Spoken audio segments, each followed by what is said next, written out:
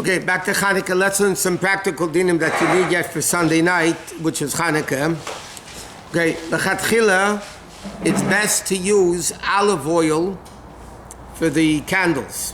Why? Because in the Bais Din they used olive oil to commemorate the miracle that happened in the Bais Din. So ideally, you should use oil.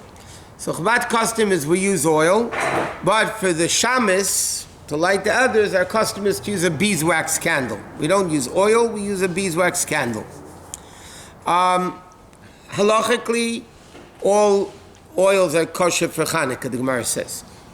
Now, there's a very interesting shaila in halacha, but what do we need is beeswax for because beeswax halachically is second to olive oil in prominence, in the clarity of the flame. So that's the second best oil halachically. Why not use best? Why not also use? No, because for the Shamans, besides the fact it's very impractical. Right. But there's another inyan, the Shamans should be higher than the rest. That's what the minig is. Now the question is, one second. The question is, like olive oil, nowadays, olive oil needs a hechsher, unless if it's extra virgin, cold pressed. But generally speaking, olive oil today needs a hechsher. So the question is, must you buy for Chanukah olive oil that dafka has a hechsher? Or if it's not so kosher, you're not eating it, you're lighting it for the menorah. So there's a big machlekes in halacha. By Sefer Torah, tefillin and mezuzahs, everybody agrees what you write the Sefer Torah on, the leather, the parchment, has to be, it doesn't have to be shechted. It has to be from a kosher animal. The ink has to be kosher ink. You can't take, used to make oil, ink out of fats, whatever. It has to be kosher. That everybody agrees. Sefer Torah, tefillin and mezuzahs, because over there, as we say in Vaad, we say in Rabbeinu Tam's Tillin, says, L'mantia Torahs Hashem beficha. That the Torah of Hashem should be in your mouth. The Gemara learns out, min hamutarim beficha. It has to be something permissible to eat, so therefore tefillin, Sefer Torah, mezuzah must be kosher animals, kosher ink and everything. So now the question is, by other mitzvahs, does that also apply? So there's a big machlekes in poskim. Some poskim say by biblical mitzvahs, it has to be something kosher. Non-biblical mitzvahs, it doesn't. Some poskim hold even rabbinic mitzvahs should be only kosher. Leprel, we paskin, based on Teres Chesed and others, that rabbinic mitzvahs do not have to be made from kosher things. And therefore, if somebody wants to get olive oil, that, let's say there's a sale on olive oil, it doesn't have a hechsher, so obviously you can't use it in your food. But as far as lighting the menorah, it's not a problem with it. What dishes? If you watch that, the jar. No, the jars. I'm saying first of all, the minimal amount of treifin, it is not going to make a problem for the kelim. It's definitely not going to make a problem for the sink. It's not going to be a problem. But I would assume the olive oil for the menorah was really have to be kosher because when they had the jar, they didn't need to use not kosher. They had to be pure. In the Bais Din, it had to be pure. Today, the oil is not pure anyway. And they went out of their way to make sure they But pure, not kosher. Pure. that they had the Pure. signature of Yeah, that it was pure. That it didn't become tummy. Not that it was kosher. But there's another interesting thing. If you look in, one second, if you go buy menorahs today, Chanukah menorahs today, they come with all these crazy designs. You know, up and down. Halacha says the candles have to be on the same level. You can't have one up, one down. Except Shamans. Well, except one second. The Shamans, the custom has to be separate from the rest. That's halacha, because then otherwise you won't know which one's the Shamans, which one's the candles. But in Kabbalah, and in our minig is that the Shamans should be above the candles. And that's based on the pasuk that says, Srafim eimdim mimalei, that the Srafim stand above the Eifanim, above the other Malachim. And what's interesting is, Srafim means Saraf, the lights, the fire. That's the Shamas. Eimdim mimalei, loi is Lamed Vav.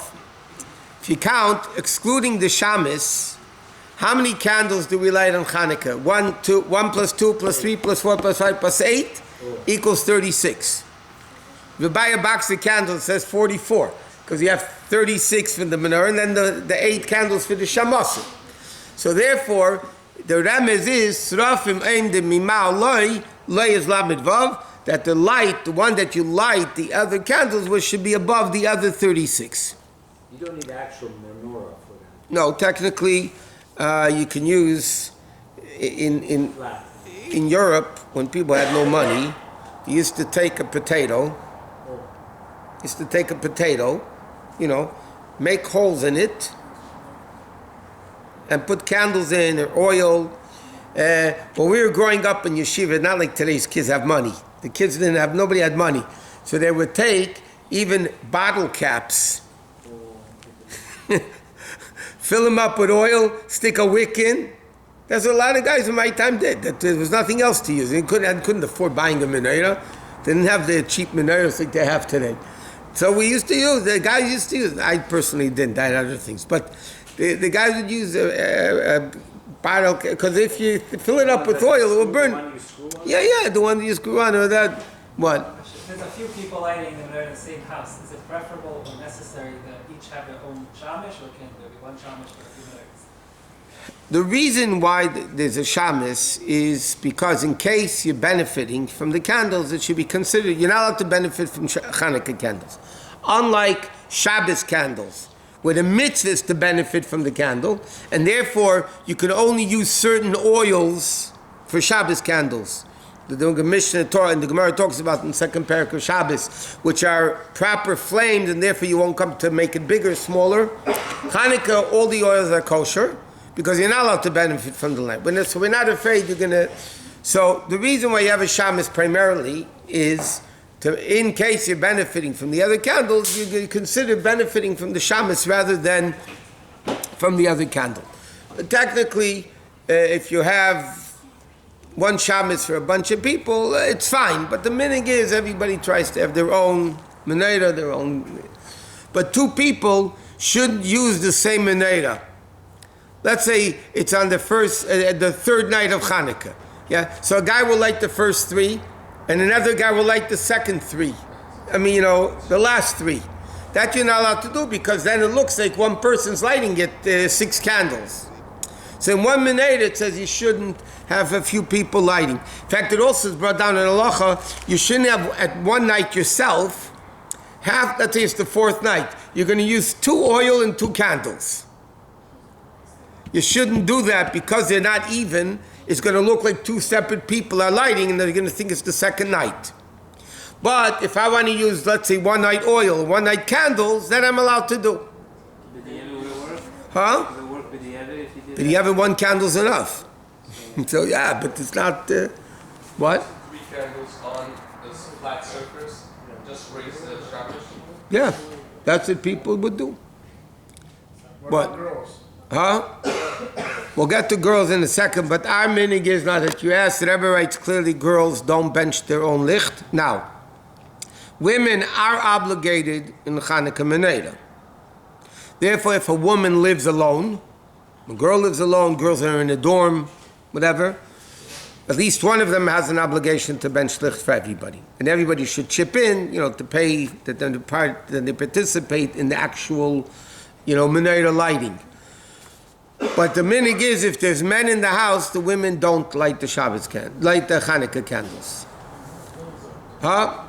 Even little girls, one year the Rebbe said they should, and the other years the Rebbe didn't want. The Rebbe said girls light Shabbos candles, boys light Chanukah candles. But it's not. There's a lot of reasons. Some poskim say because the girls didn't know how to make a bracha.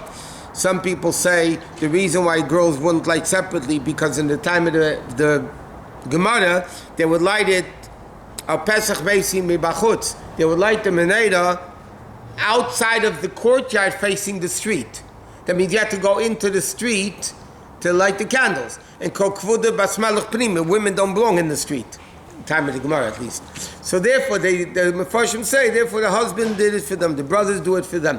But if a woman lives alone, The din is they have to light the candles. If little girls want to light the candle, I wouldn't put up a fight with it, and if they want to do it, let them do it. But once they get older already, they shouldn't be doing it. You should limit it to only doing it in potatoes. In potatoes, yeah. What? Potato chips. So a girl comes home late at night. Huh? A girl comes home late at night. She wasn't If a girl comes home late at night and the father already lit, Al Bidin, she was yaitza from the father's lighting, even if she wasn't there. That's the din. You have a lot of times, in fact, I had this already a few times this year, people are traveling during Chanukah. So if you have an overseas flight, or if you're on the plane overseas, yeah? So let's say you have a 5 o'clock flight overseas. So you have to be there 3 hours before. 2 o'clock. 2 o'clock is too early to light the candles. So what do? So if there's a parent home, a spouse home, or somebody in the family lighting at home, they have them in mind and I'll be then the yaitza, because they're not able to light in the airport, especially not nowadays. No, really, years ago, maybe you were able to go in a corner and light the... But we'll learn those dinim during Chanukah. It's not so relevant to the beginning of Chanukah that if a person is traveling, so who lights him? Does his wife light for him? Should he light? Who should light first? Him or the wife? And it's a whole thing in halacha. Now, ideally, somebody should have, it says in halacha, a beautiful menorah. If they're able to, they should buy a silver menorah. That's what it says in halacha, because it's hidden mitzvah. It beautifies the mitzvah to have a beautiful menorah. And you beautify the mitzvah that way. Is there a problem with having a gold menorah, because that's what was in this? A gold menorah, as long as it's not a replica of the menorah, the Mishkan. But I mean, I have to explain what that means.